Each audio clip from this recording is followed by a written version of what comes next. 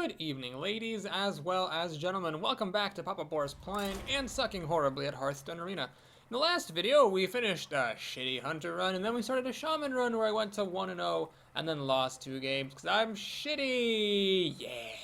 Let's go ahead and continue this run. Shaman ignominiously got a 0-win run for me not too long ago. I actually think this deck is totally fine. But that's what I always say, and then I end up losing, so here we go, we're up against another Paladin. Wow, an opening hand that's not terrible? Who could have imagined these shenanigans? We got Rockbiter Weapon, which will kill just about anything that the opponent could play on turn 1 or 2 for just single mana. Forked Lightning is actually a little bit weird here, but if the Unbound Elemental survives, can be used to buff up the Unbound Elemental, maybe kill something. Please play something that a Berserker will take down. A Mad Bomber. So, got a lot of different options here. I could play Rockbiter to kill this or Berserker to kill it. I'm actually going to go ahead and just play the Berserker. And the reason for that is it simply costs more mana than the Rockbiter. They both achieve the same goal of killing this Mad Bomber, but the Berserker just costs an extra mana. So I'm going to be efficient. Now, of course, the opponent could play an Argent Protector, but I'm one step ahead of you, buddy. If he plays the Argent Protector, Mad Bomber kills the Berserker, my Forked Lightning kills both of those guys. The Overload's going to suck, but I'll live. Alright, so he's got a Loot Hoarder then. Hopefully he doesn't have an Abusive Sergeant. He used his coin on the Mad Bomber, so there won't be any Dark Iron Dwarves coming down to kill my Unbound Elemental. Alright, let's see what happens. So I can actually technically play both of these cards next turn. It's just very unlikely I'm going to want to. It's unlikely for 3 mana he's going to put out that much stuff. But we'll see. It'd be nice to actually play at least one of these Overload cards so this thing gets up to some health. Maybe it doesn't die to True Silver Champion. Though if it eats the Loot Hoarder anyway, it's going to only be at 3 health, so True Silver Champion will still kill it.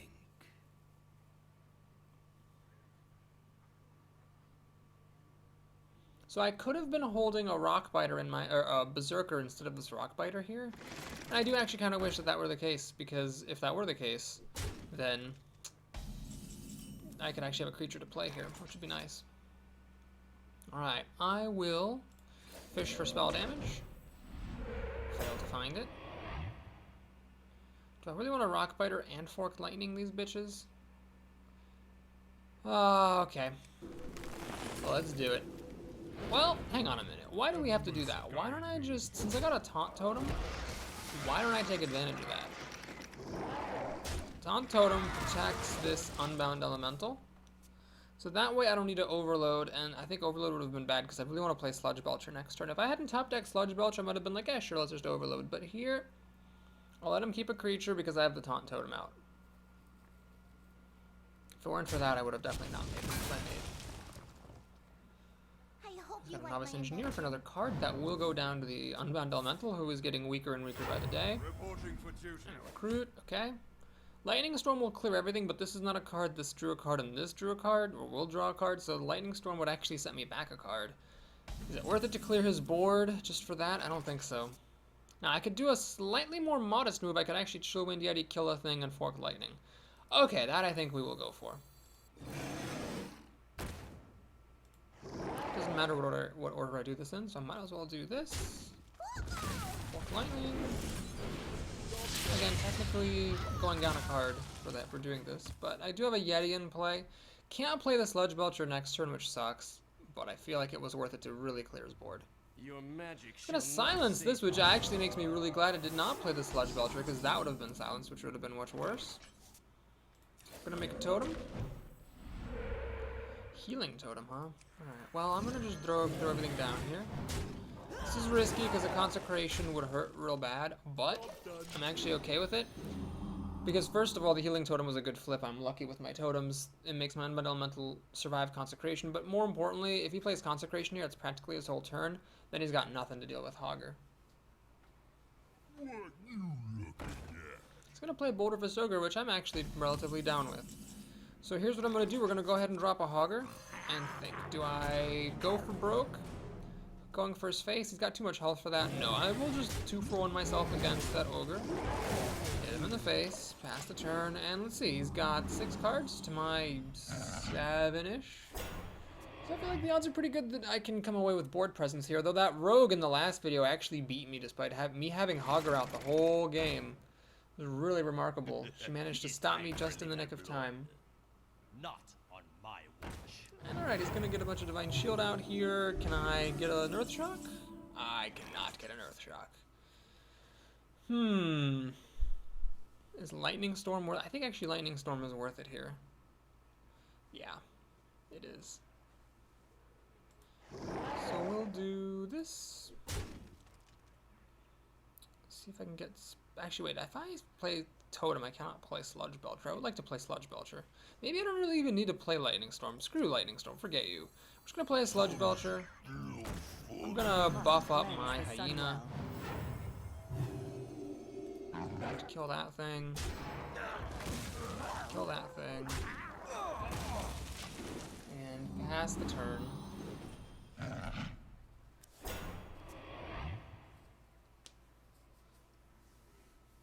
So now I've got lots of ghouls. Consecration doesn't kill Hogger, or Consecration doesn't kill Hogger.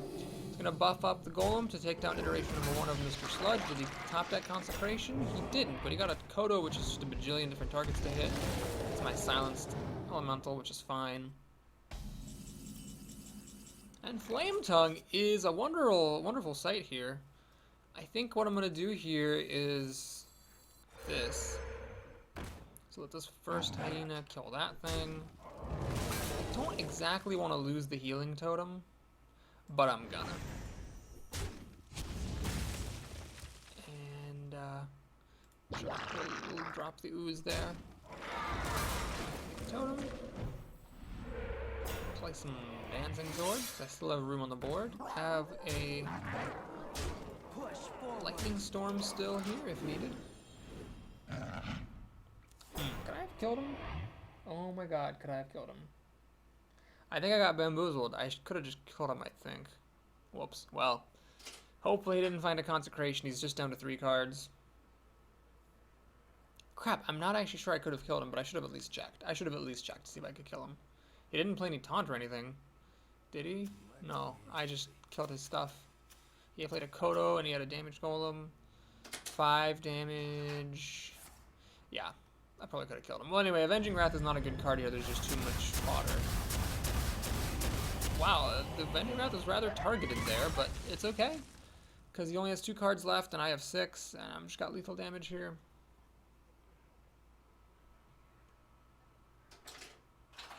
He might have been hoping it would have killed the Dancing Swords to get some cards, but okay. He says, well played, like a polite gentleman. Truly an honorable man, worthy of the title Paladin, and... are on to win number 2. I will be happy to make it to 5 wins, because that is higher than the average number of wins I possess with Shaman currently.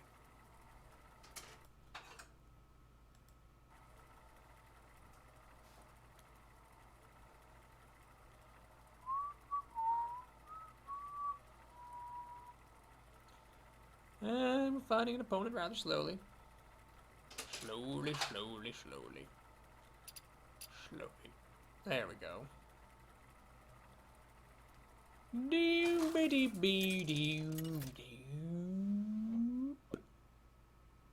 There we go, another rogue. X1X, Sibba X1X. Well, this person's clearly 13, so hopefully that's an advantage for me.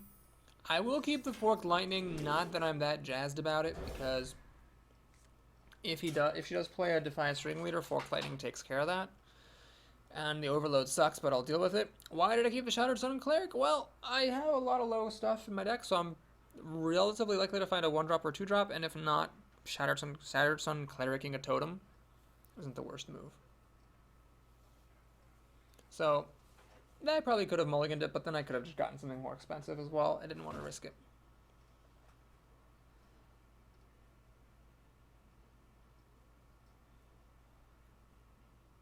And she's really taking her time. She's flicking her cards, so she's at the computer. She mulligans the whole hand, so no Ringleader in the opening hand. Good. Ogre, oh, not a particularly happy sight here. It just seems like Arena lately is so much more tempo focused than it used to be. Like, it didn't used to be so absolutely essential to have fast starts. you could kind of rely on ogres to get you back, but now it's just like, no, not even close. Alright, so she makes a dagger, which I'm okay with. This guy stopped the infamous coin SI agent play, which I am paranoid about. And Chatterton Cleric ends up being good because of this top deck pulling me out of water. This guy being a pretty good draft choice. Really gives me a lot of extra board presence early on. She could, of course, double backstab and still play a creature or a backstab SI agent to clear me out with extreme efficiency, but, you know, you can't really avoid that against rogues. Cold Light Oracle on turn 3, ladies and gentlemen. Oh, and it's moments like this that make me embarrassed that I'm actually doing as badly in the arena as I am. Cold Light Oracle on turn 3, that is just special. So, I could do a Wolf Rider to kill it, but I don't really want to do that. It seems a little bit aggressive. Let's just Rock Fighter weapon number 1. I have another one in my hand still to kill it, and you know what, we're just going to go ahead and play the Undertaker in between these guys to avoid betrayals. This is a really slow start for the rogue. Cold Light Oracle. Wow, she has the full hand of 10 cards on turn 4 here. She could play a Mountain Giant for like 3 mana if she wished. And I will play Earth Elemental next turn, unless there's a really good reason not to. I mean, she could assassinate it or sap it, of course, but I mean, she's just so far behind. This is ridiculous. And she's not really doing anything. Playing an Ooze on turn 4 after, with a 10 card hand, playing an Ooze on turn 4 is really bad. And then okay. So Betrayal plus the dagger kills one of my minions, but not both. I will heal back up. So, do you play the Earth Elemental going balls to the walls Dickens? If I play the Feral Spirit, I cannot play the Ogre next turn anyway. I have nothing with Death Rattle. She does have a lot of cards and nothing to play, so she's probably got removal. I mean, probably. Alright, we're going to go ahead and do the Feral Spirit. Totem. I'll just kill this Ooze thing. Damage and pass the turn. See what we got going on here. Next turn I'll have 4 mana, so I can do the Wolf Rider and removal. And I got a bunch of stuff here. Rogues, as we talked about before, have a difficult time clearing a board of minions, but that other rogue somehow managed to sprint her way back into success. She plays a Sea Giant. Alright, so she's got a big thing, although she's going to have to get past a couple of Taunters first. I will play the Unbound Elemental rather than the Wolf Rider, because I want to keep the Wolf Rider as a surprise. And the Unbound Elemental will grow with Forked Lightning if needed. Still has 9 cards, I mean, it's ridiculous. Arcane Golem, giving me a mana crystal that I actually am pretty happy to have. She'll kill both of my Spirit Wolves. Play the Questing Adventure. After the Arcane Golem, which is a mistake, she could have grown this by an extra hip. And Hungry Crab. Hungry Crab. Okay, well, that's a Hungry Crab. So here, can we finish her off? What is this? 3, 6. Forked Lightning will increase this, so 7, 10. Yeah, I can kill her. Let's just do this. Let's get this done.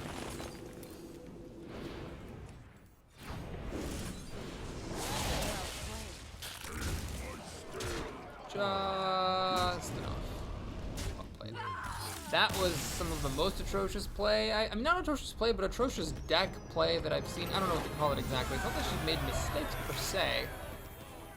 It's just that she did absolutely nothing that game. I was like, oh, tempo is so important nowadays. And then I played against like the slowest deck ever, which I'm not complaining about. Thank you, whatever your name was, Rogue, for giving me an easy win in the arena. I wish there were more people like you that I could beat and, you know, feel good about myself. Because feeling good about myself is a rare, rare thing these days. Okay, so we're up to 3 wins. We are average. I guess I'm happy that my average is above 5. I used to have an average above 6. Those are long gone days now, and now my average is 5.7 or something. But I guess I'm happy that it's, you know, not 3. 3 would be really bad. All right, so Nerubian Egg. I hate to do it, but I'm gonna pass that thing. I just don't want to count on getting Rock Fighter weapons or something to synergize with it. I have got to stop drafting Nerubian Egg. That's just what we've learned here, folks. I've got to stop drafting that card. It does not work unless you have an overabundance of buffing in your deck. Taking it first just isn't effective. Taking it later if you don't have much buffing is ineffective. I mean, it's a 2-drop that I'm not happy to see on turn 2. Or on turn 1 in my opening hand. That's clearly not a good card. I still love that card. It's like my favorite card from Naxrammas. It's one of my favorite cards in all of Hearthstone, but it just doesn't work. Okay, so do you coin into the Stormforged Axe here? I think that would be the wrong play. I hate to do it, but I'm going to actually coin into the Ooze.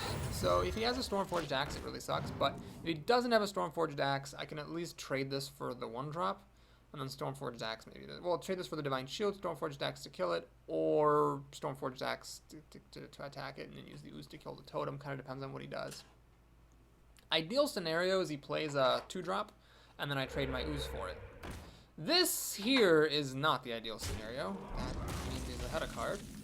And Stormforged Axe does not quite kill the Flamecone Totem. Of course, I draw Earthshock the turn after I would have needed it. I would have happily Earthshocked that Argent Squire on turn 1. I could still Earthshock as a silence, basically, on the Flame Tongue, in case that is useful to me. But next turn, I can either make a totem or Earthshock, so the overload is actually a problem. Oh my god, that's terrible. So the axe does not kill those things. The Undertaker just looks ridiculous here. This is Spirit Wolf action at its finest. Oh man, I'll just make a totem, and I don't know. I'm gonna lose this game. I don't understand how to come back from this. I got this Bloodlust, which is terrible. 5 and a 6-drop, which are nice, but just expensive. Man, I have got to get my curves down. It's like every single game. I just wish I had fewer expensive cards in my hand. Alright, so anyway, he was overloaded, so like I got that going for me, and then he hits me for a bunch. Bunches of crunches. Rockbiter weapon doesn't work because I've already got this axe. I mean, I could do that plus the axe to kill a bitch. Oh god, this is terrible. Alright, we'll do that. So make a totem. Taunt totem or spell damage would have been not that helpful, so I don't care about it. We will Rockbiter weapon to kill the wolf that's not hitting me as hard. Should I Earthshock the Flame Tongue here? This guy still kills my totem. It seems kind of pointless. Let's actually sneak the Undertaker in here. I mean, it's not doing me any good in my hand, so I might as well, since I got a taunt totem, put this guy behind it. It's just a disaster. He's got a full hand of cards. It's not like he's behind on cards or anything. Bloodlust is no good. This thing is no good. Forked Lightning. It's not really that useful. Unless I can get spell damage. What are the odds? 1 in 4. It's not that great. Oh, man. Okay. Here's what we do. A Stormpike Commando to shoot this thing. An axe to get rid of this totem. Undertaker to kill this wolf. Now, it's still a bad situation, but I feel like that was about as good as I could do there.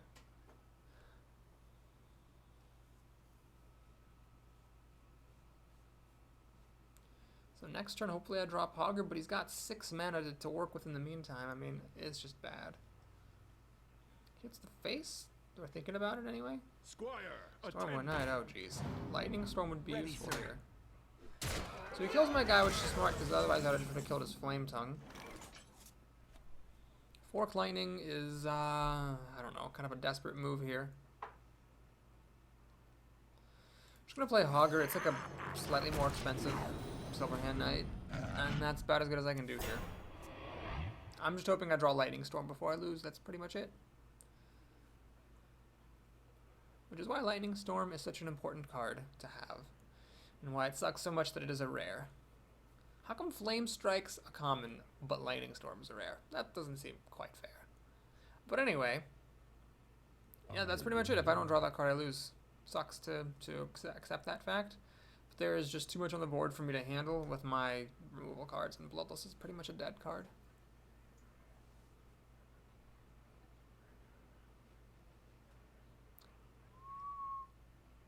He might be thinking about trying to burn me down.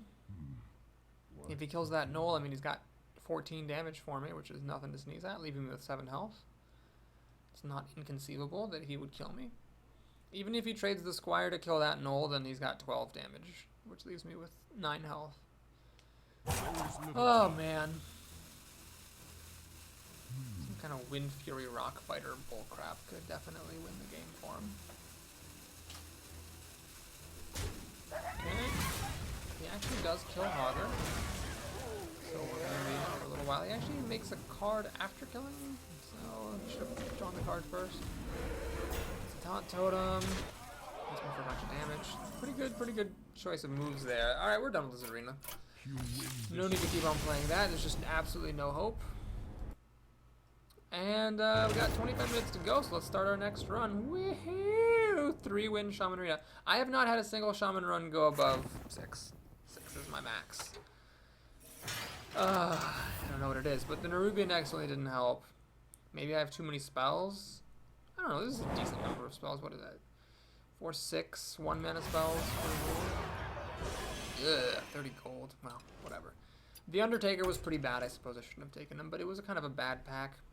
Let's take a look at our 10 packs here, because it is that time. We have nothing interesting to start with.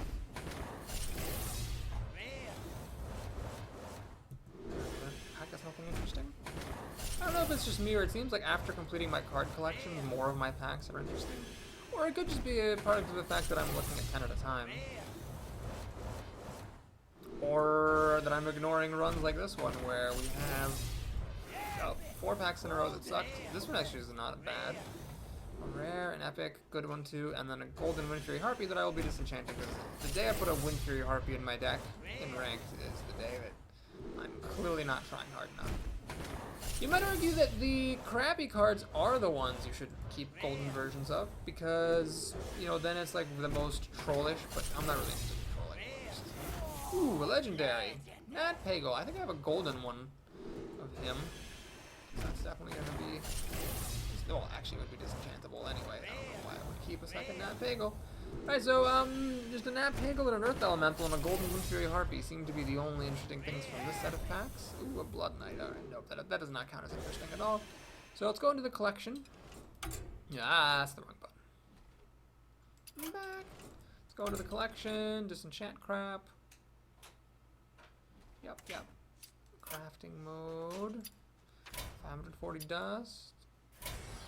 Huzzah. And I'll look at the new cards in my own time. Wait, no, there's one thing I want to do, which is disenchant Golden Wind Fury Harpy. That has no place. That has no place. Arcanite Reaper. Oh yes, I got a lot of class leveling up rewards. That's right. Water Elemental. I can't say the name of that card without drawing it out like that. Water Elemental, because it's so stupid and broken. There. Oh, did I not have 2 Blood Knights? Wow. I only had 1 Blood Knight, so actually I've done a pretty good job of filling out my collection lately. Second Blood Knight. Who knew? Golden Hex? Okay, when I said there was one thing I wanted to do, I meant I was going to do all the things. That's actually what I meant. Hope you understand. This should be Nat Pagel over here. Yep, see I have the golden one, so there's really no reason for this one at all. Let's disenchant him. I mean, I guess I could have waited for him to be nerfed or something and then try to get more dust, but he's already been nerfed. I think he's going to be kept the way he is. Mind Control golden. Garden of Kings golden. Flame Strike golden. And Ironbark Protector golden. Okay, we're done there. Now let's start our next 10 runs. Druid, Priest, or Paladin? Okay, so I'm pulling up my stats sheet here. I think I've only played Druid 3 times. Shaman's actually in the lead. I've played Shaman 5 times for sterling results of 6-4-0-6-3. But Druid's one of my 2 good classes. I've had 3-7-12. Paladin I've actually also only played 3 times. I've had 9-5-6. Wait, which one of those is actually better on average?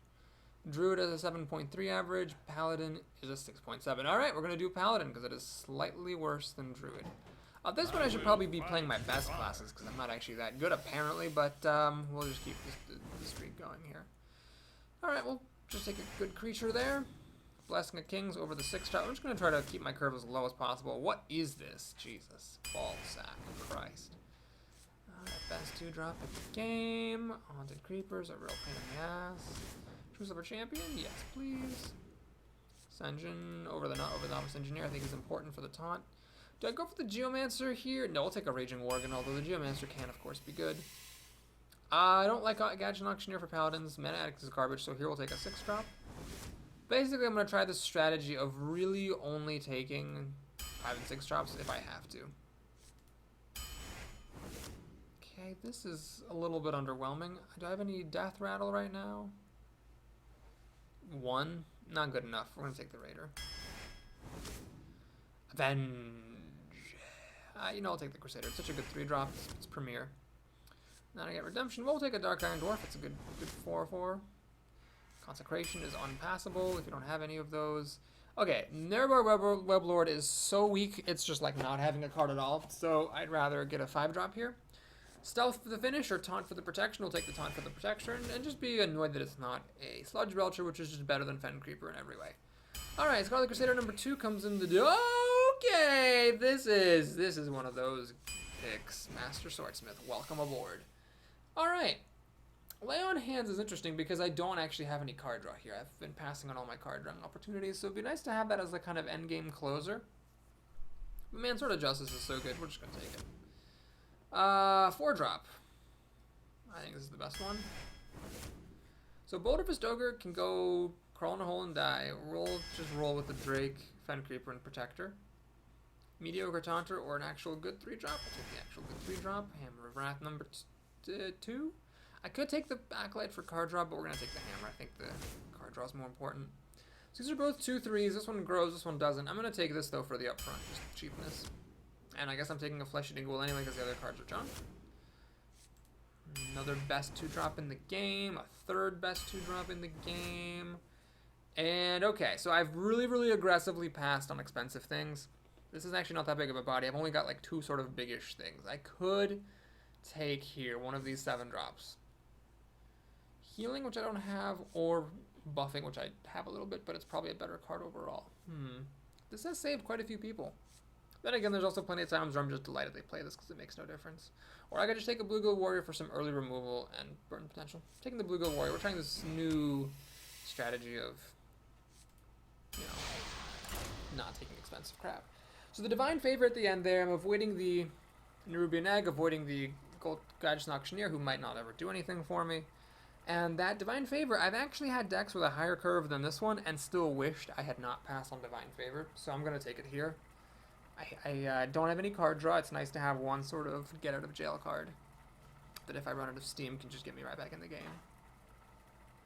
So this deck is weird. It has no 1-drops. I wasn't really offered any. There was like a Leper Gnome I had alongside an Argent Protector, which I could not take, and then an Undertaker, which is just bad in the arena, I think. Unless you get lucky with your draws up to that point. So a lot of 2-drops, no 1-drops, and a lot of 4-drops. Well, good 4-drops do win games, so we'll keep our Blue-Gill Warrior. Glad it's not a Stormwind champion. And this is pretty much the dream, is being able to coin out 2-drops back-to-back. As the first player, I will never, ever have a play on turn 1, because I just didn't get anything. No Argent Squires, no Worgen Infiltrators. Paladins don't have any good class-specific 1-drops, except you might make a case for Avenge or Noble Sacrifice. Noble Sacrifice might get wasted. Avenge is not going to get wasted, so you can play that on turn 1 pretty safely.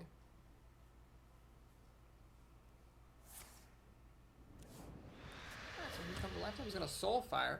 So we're equal on cards after he Soulfires this, because he lost 2 cards to kill it, but he did gain a card for my time. So we're pretty much equal there. And here I could wait for Bloodsail Raider after Sword of Justice, but I'm not going to, and the reason for that is simply that I want this thing to not die to Mortal Coil, and Sword of Justice with Blue-Gill Warrior is good because it means Blue-Gill Warrior deals an extra damage. Alright, it's got a Farseer here, which is annoying because it means I have to use to take up this weapon to kill off his 3-drop. That kind of sucks. But I'm going to do it. I think one of the biggest mistakes you can make is not using Sword of Justice as a weapon. Sure, it is a really great benefit, but if it helps you get board control, it's worth using. Now, please don't have an acidic Swamp Ooze, or I'm going to flip. Are you goddamn kidding me? Jesus, he actually had a Swamp Ooze. Oh my flippity floppity gobsmackers. Alright, well, we're gonna go ahead and drop more crap. It's a nice thing about playing a cheap deck, we always got things to play. This is the part of the game, though, where the fact that I've dealt no damage to him, because I've had nothing to stick, is going to be a little bit of a problem. If he starts to play really big things, I could be in a whole lot of trouble. Symmetrical Mercenaries, interesting. I think we're just going to ignore that. I mean, I can't really do anything. There's really no point running the spiders into it. So we'll let him, like, you know, kill off my minions one at a time while not being able to play any more minions, or, you know, easily. You can still play a 3-drop here, which could make a pretty big impact. I cannot believe he had the Swamp Ooze, and he has a Harvest Golem. Oh my god, this is ridiculous. Well, that's a huge mistake, so I get a little bit of a break here. My opponent, instead of killing my Raging Organ, hit me in the face for a completely irrelevant 7 damage. So now I get to attack the Golem, turn on Wind Fury, kill off the damaged Golem, and you want to keep ignoring my stuff? You are welcome to continue ignoring my stuff. In fact, I could just kill this Ventricle Mercenary, and I will do this. I think he gave me a nice window here. It's kind of silly for me to ignore. I get all these spiders out. Master Swordsmith still kicking. It's got 6 cards. I technically have 6 as well, and I get an extra card whenever I use my hero ability, just like he does, except mine doesn't cost me life. So I think this is pretty good. Divine Favor, if I top decked it, would pretty much insta-win me the game. Even without that, I've got a decent chance. I've got a fairly big body here, and a bunch of little chumper niblets for bringing things down. He would be crushing me if he had just killed my Raging Organ. Thanks to the Raging Organ, I could kill his Harvest Golem and his Ventricle Mercenary, and I would have been able to do neither of those things. Well, he's got another Ventricle Mercenary to test my metal with. I think we're just gonna... Can I ignore it? I'm just gonna ignore it. I mean, he could drop a Defender of Argus. That would make me very sad if I ignore it. 4, 5, 6. Oh, let me think. I wonder. I could ignore it. Just deal 7, 8, 9, 10, down to 17. He kills that thing. Man. It is bad then if he does Defender of Argus. Wouldn't he have played Defender of Argus, though, instead of that Golem? No, he couldn't play Defender of Argus. Actually, Defender of Argus will cost, what, 7 mana? Alright, I'm going to risk him having a Defender of Argus. So we're going to just attack with everything? Who you want me kill? Panda, rather Put it on your tab. unglamorously. Bring me steel. And replay the Swordsmith essentially as a kind of healing. We'll get the Swordsmith on the Ogre Maga, which is nice. So now they're both 5/4s. Both died a Shadow Bolt. They threw a Shadow Bolt away to the Soulfire. And he plays a Spellbreaker to give him a Chill and Yeti. That's fine. That's not as bad as a Defender of Argus by any stretch of the imagination.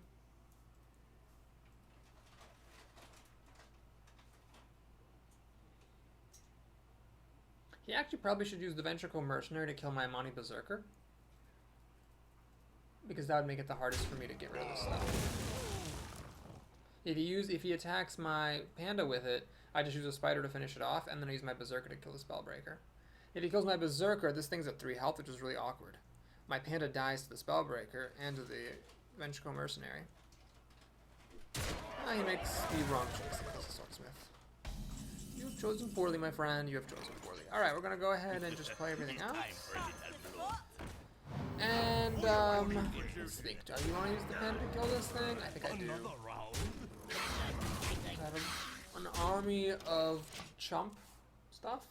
So my low curve that I drafted very aggressively is biting me a little bit here. But I do still have an Argent Commander and a Fen Creeper to play. And I have a, what's his face? Divine Favor, whatever it's called. That would give me a bunch of cards. Well, now it only gives me 2 cards, but still. Okay, now it doesn't give me any cards. Wow, where did all this stuff come from? It's like he's just had nothing all game, and then all of a sudden... Okay, so we're going to Hammer of Wrath, the Flamen. That's a good top deck. Blessing of Kings. Well, let's think about this. We're going to definitely do this. And this. So I think the Blessing of Kings needs to be this. Kill that. good top deck there, the Hammer of Wrath. I've got two pretty fragile creatures that hit very hard, and they're actually threatening lethal. He life taps out of desperation, I can only presume. Does he have answers? Soulfire, Shadowbolt, Wolf Rider. He needs answers. Void Caller's not going to do it. Defender of Argus is Void Terror. Okay, so he now gets to put a demon into play. His last card, a demon? It is not a demon. Alright, well played. Well played. He's trying to bamboozle me with this giant thing. It's not going to work, though. I never miss the win.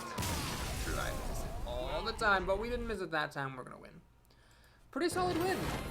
But you know what? That means jack all diddly butt squats is what that means. Last time I was at 1-0, I ended up being at 3-3. Bah. That should be a new phrase I coin. Jack diddly butt squats. I like it. I have completely run out of things to say on this loading screen. We've seen so many of these loading screens. There's just nothing new under the sun. Just gonna wait for the game. Yeah. Bring it. Bring it. Yep. Another Warlock. Alright, no problem. I don't mind being Paladin versus Warlock. My hero ability puts something on the board, his does not. My hero ability has card advantage, so is his. So it feels like a pretty even matchup, generally. Alright, Sword of Justice, I kept it because I will play it on turn 3 in the absence of anything else to do. I think if you have nothing to do on turn 3, it's better to play this than to play a Recruit. Last Warlock opponent oozed my weapon and still lost, so we'll see how well this one can do.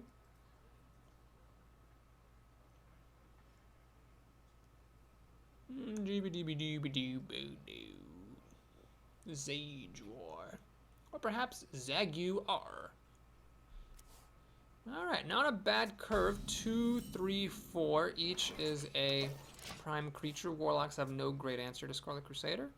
I just need him to not have a super explosive start and we'll be fine. Blood Imp? Alright, does he have a coin for Voidwalker here?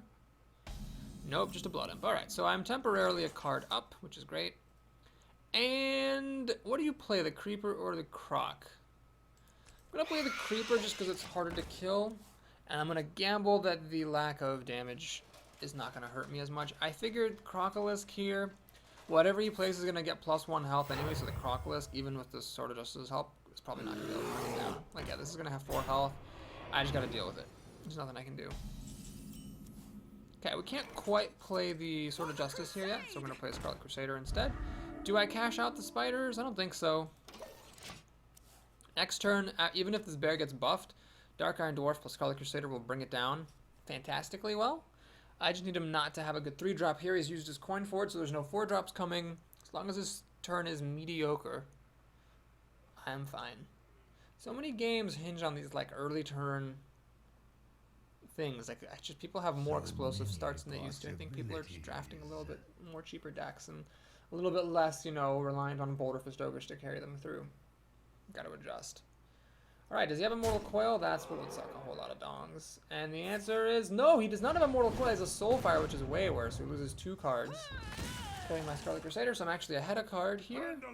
Raid Leader, I couldn't care less about. He's actually going to attack with the Blood Imp. You've got to be kidding me. No, yeah. You just sit there. Yeah, thanks. Okay, so here, I don't actually need the Dark Iron Dwarf to kill this Grizzly. My spiders do it just fine. Problem is, Raid Leader, what am I going to do about it? I mean, I could play a pair of 2-drops, or play the Sword of Justice, which is a bit risky and slow. I'd honestly rather just have the 4-4 out than, well, would I rather have 4-4 or a pair of 2-3s? The 2-3s do better if he has a Shadow Bolt. Shadow Bolt makes us look silly, but then again, a Shadow Bolt would be his entire turn. Okay, so we're going to just do this even though it makes no difference. I'm also cashing out my spiders. I guess I could have played Sword of Justice and cashed out the spiders to get a pair of 2-2s. That would have been an interesting proposition.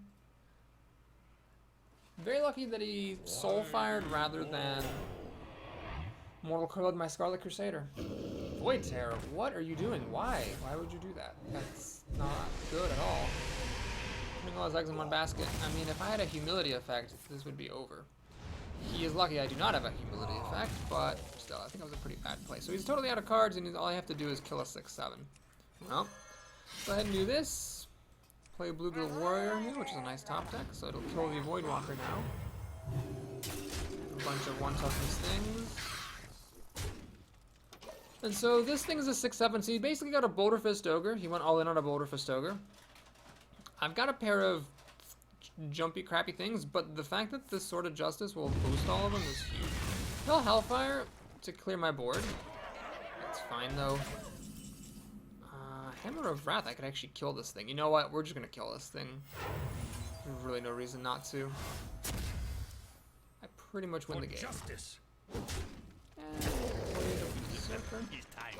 Benefits a lot from a +1/+1 buff. So 3/4 now. So he can life tap every turn, but it's gonna take him a while to get ahead on cards, to catch up on cards, and 15 health is high enough that he's not gonna burn me out.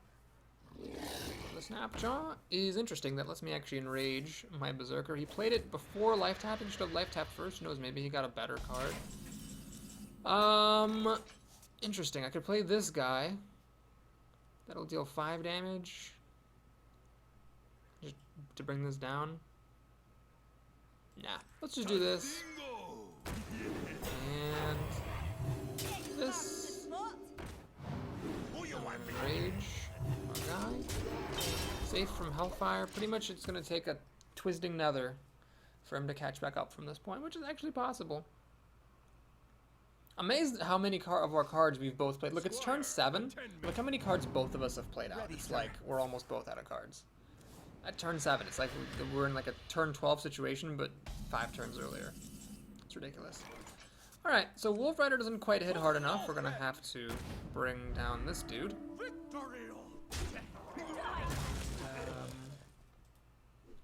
Kill that.